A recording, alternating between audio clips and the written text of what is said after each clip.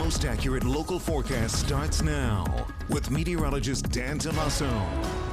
It is getting cooler and cooler outside. Officially sleep with your windows open season. I was going to say, this is good sleeping weather. When it's cool and damp, you just kind of want to stay in bed and kind of just stay under the covers too to stay warm. And today's one of those days too. Temperatures in the low 50s to mid 50s.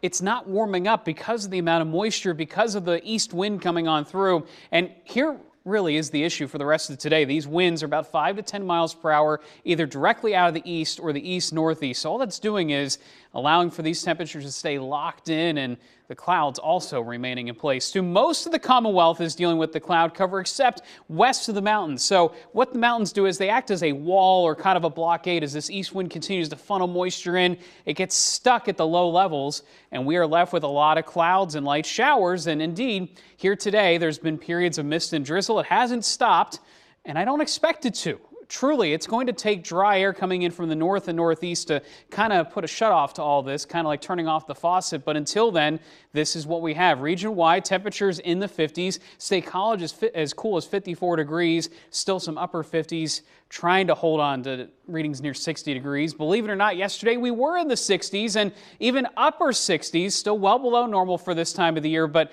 when we see the difference between the high and the low, that just shows how really saturated the air is. When that difference is small, that's when we know the air looks like this. And our cameras have been very, very soggy over the last few days. It continues here today. Highs in the low 60s, but notice the winds here out of the east and eventually turning to the north and northeast. What that will do is eventually some drier air gets in here. It starts over parts of New Jersey and northeastern PA, but it takes most of the day to get here. That's why I'm not super optimistic about sunshine here for the afternoon and evening. Clearing skies overnight. I do think some valley fog still very likely through tomorrow morning, but tomorrow during the day does offer some sunshine and hopefully mostly sunny skies if all goes to plan. The problem is as soon as that clearing happens by Thursday, look what starts to transpire again. This east flow, more clouds eventually for the second half of the day, and ultimately some light drizzle and mist heading into Friday again. But today, those winds 5 to 10 miles per hour, not super windy, but just enough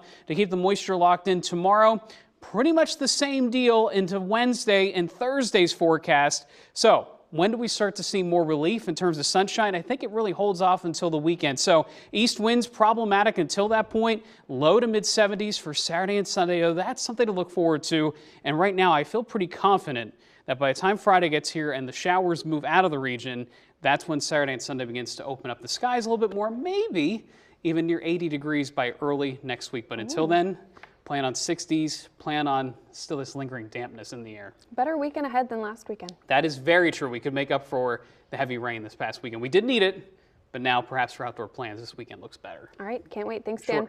Coming up, Costco has just about everything